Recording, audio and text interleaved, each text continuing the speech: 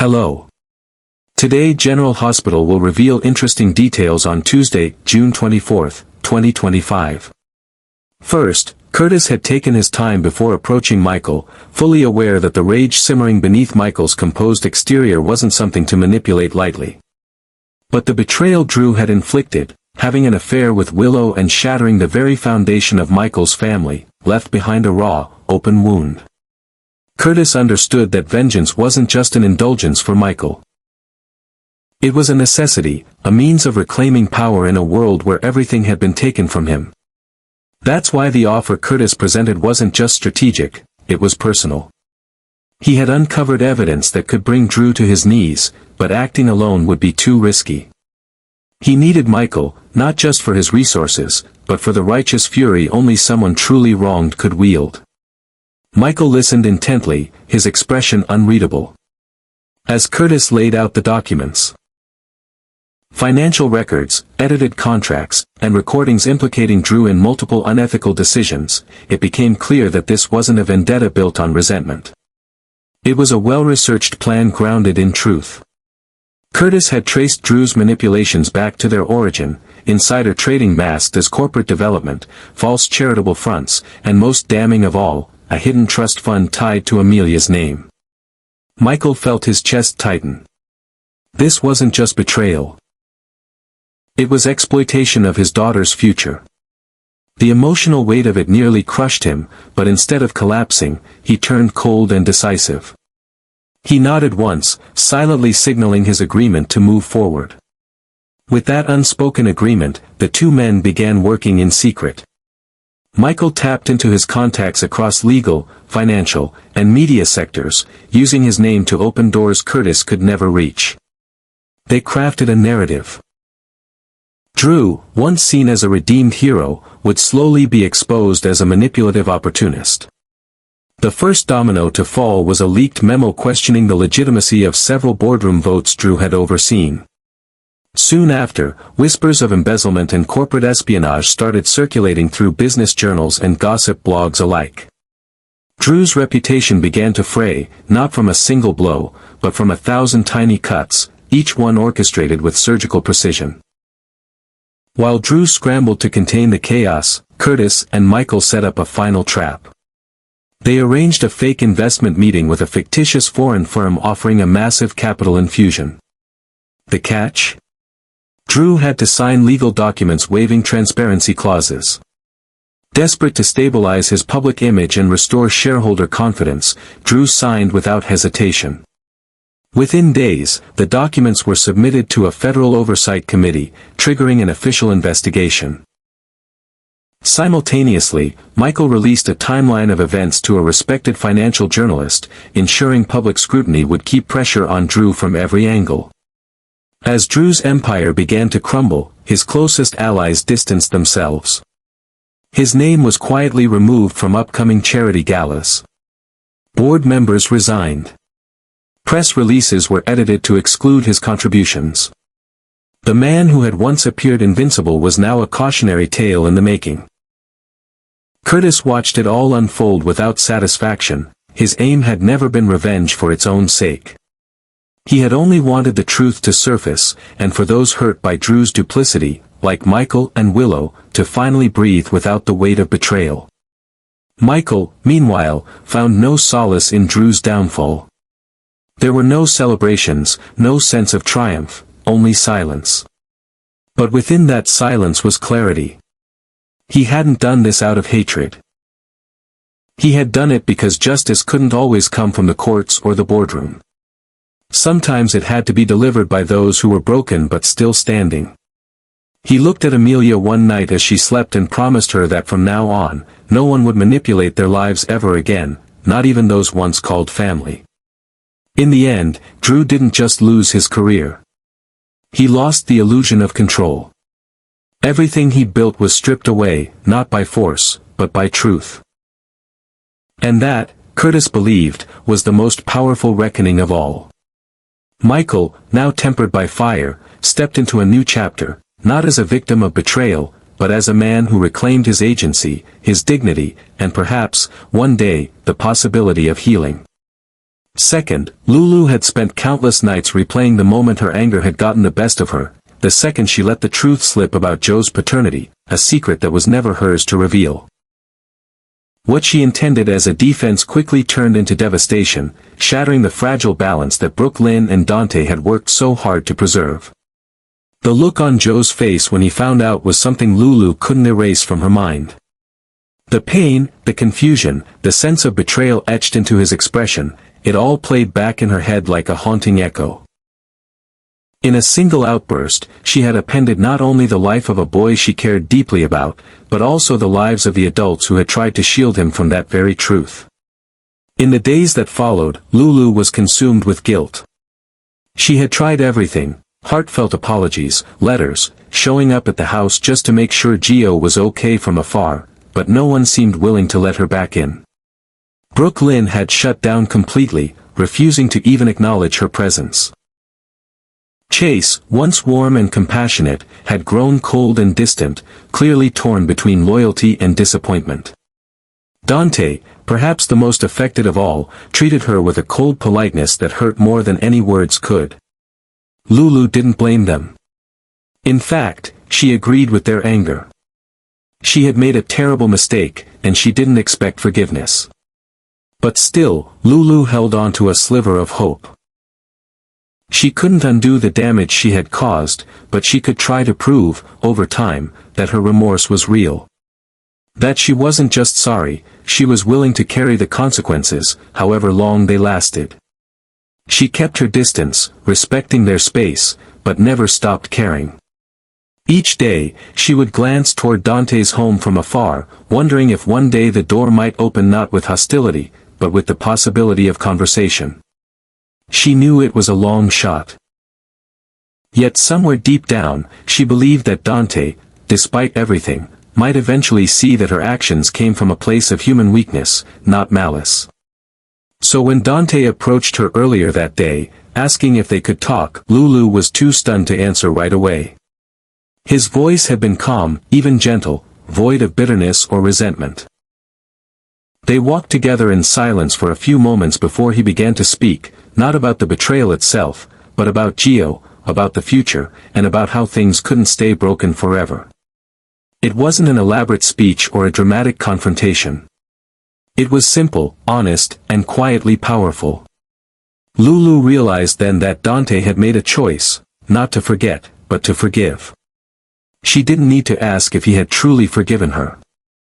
She could see it in the way he looked at her now. With clarity instead of coldness, with understanding instead of judgment. It was the first time in what felt like forever that she didn't feel like an outsider in her own story. There was still a long road ahead, and Dante made no promises about what the future would look like. But the door had opened, and for Lulu, that meant everything. It wasn't closure she had found, it was a beginning. Of course, things were still complicated. Lynn had every right to keep her distance, and Chase was still grappling with his feelings. And Gio, sweet, wounded Gio, would need time, space, and a mountain of patience before he could ever face Lulu without pain. But for the first time, Lulu didn't feel powerless. She felt like she had a chance to rebuild what had been broken, not through grand gestures, but through presence, consistency, and unwavering humility. Forgiveness isn't always loud. Sometimes, it comes quietly, through an unexpected conversation on an ordinary afternoon. For Lulu, that was enough to keep going. Dante's willingness to open his heart again wasn't just a sign of healing, it was a testament to the bond they once shared, and perhaps, could share again. Whatever came next, Lulu would face it with gratitude, knowing that grace had found her in the place she least expected it, after everything had already fallen apart. Third, while Jocelyn was outlining her ideas to Vaughn with measured enthusiasm, carefully presenting her strategies for approaching Professor Dalton's assignment, it became increasingly clear that Emma had already seized the upper hand. The room buzzed with intellectual debate as Jocelyn and Vaughn delved into the intricacies of their analysis, dissecting the layers of Dalton's research and mapping out a detailed investigative plan. Yet beneath the academic exchange, Jocelyn's mind was preoccupied with a far more personal concern. Emma, with her effortless charm and strategic poise, wasn't just participating in the project, she was deliberately seducing Dalton. It was subtle but undeniable, woven into every glance, every smile that lingered too long, every comment laced with calculated flattery. Jocelyn recognized the danger immediately. This wasn't just an academic rivalry. It was a breach in protocol, a direct threat to the integrity of her mission. She had been placed in this assignment by the WSB with a specific objective, to monitor Dalton's evolving research into neurosynthetic augmentation and determine whether his methods posed a global security risk. She had been trained to analyze, to extract data, and to manipulate when necessary, but not to compete with another agent whose allegiances had become questionable. Emma's sudden closeness with Dalton wasn't just suspicious, it was jeopardizing everything. Emma's presence complicated the mission in a way Jocelyn hadn't anticipated. She wasn't supposed to be part of this assignment at all. Her transfer to Dalton's research group had been abrupt, unvetted, and oddly convenient. Jocelyn suspected she wasn't acting under orders, or at least not from the same chain of command. Whether Emma was freelancing, defecting, or simply being reckless, her tactics were drawing Dalton away from the scientific focus and into personal vulnerability. That made him unpredictable, and vulnerable men were dangerous in WSB operations. The more emotionally entangled Dalton became, the less control Jocelyn would have over the operation's outcome. Jocelyn's instincts screamed for immediate action. The urgency wasn't just professional, it was strategic. Emma's influence could not be allowed to fester. If Dalton began confiding in her, if he granted her deeper access to his unpublished work, she could compromise the integrity of the mission or worse, redirect the findings for her own use. Vaughn, for all his intelligence, remained unaware of the deeper context. To him, this was still a high-level academic endeavor, a path to innovation, not a covert intelligence operation balancing on the edge of exposure. Jocelyn knew she had to act quickly and surgically. Any misstep could alert Emma, pushing her further underground or into full manipulation mode. There was also the risk that confronting Dalton directly could push him closer to Emma out of defiance or confusion. She couldn't allow that. Instead, she needed to reassert control subtly, by restoring her position as Dalton's most trusted collaborator, not by confronting Emma head-on, but by outmaneuvering her. She began recalibrating her approach, emphasizing her technical prowess and intellectual alignment with Dalton, gradually drawing him back into the purely professional sphere where emotion had no foothold. Her plan had to be flawless, reframe Dalton's attention, undermine Emma's credibility without appearing overt, and deliver just enough results to validate her continued proximity. Simultaneously, she would escalate her reports to WSB Command, demanding a reassessment of Emma's involvement and pushing for potential extraction protocols if the situation escalated. Time was critical, and every interaction from this point forward had to be measured, deliberate, and aligned with a singular objective: contain Emma before she turned the entire operation into a liability. Jocelyn had faced challenges before, but this was personal. Emma wasn't just a rival agent. She was a mirror of what Jocelyn could become if she ever lost sight of the mission. Ruthless, seductive, and untethered by protocol. And that was precisely why Jocelyn couldn't afford to lose. If she failed here, it wouldn't just be Dalton who slipped away, it would be the last thread holding the mission together. The clock was ticking, and in this dangerous game of manipulation, science, and secrets, Jocelyn knew that victory wouldn't go to the smartest or even the strongest, but to the one who stayed one move ahead. Finally, Sasha was caught completely off guard. Her heart raced with a mix of shock and disbelief, the kind that comes when a long-forgotten hope is suddenly revived. After everything that had happened, after the heartbreak, the isolation, and the quiet months of raising Daisy on her own, she had never expected Michael to return to her life in this way.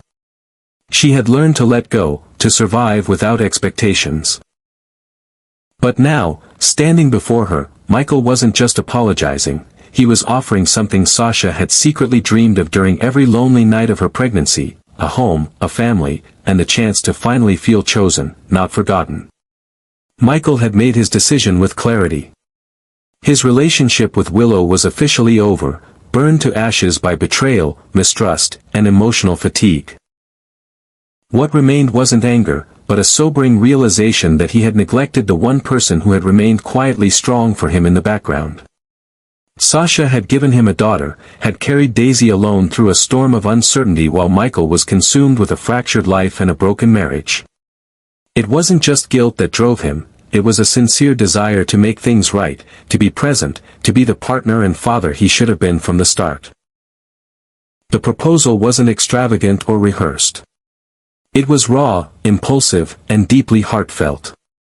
Michael looked Sasha in the eyes and asked her to marry him, not out of obligation, but because he wanted a future where they could build something real, something enduring.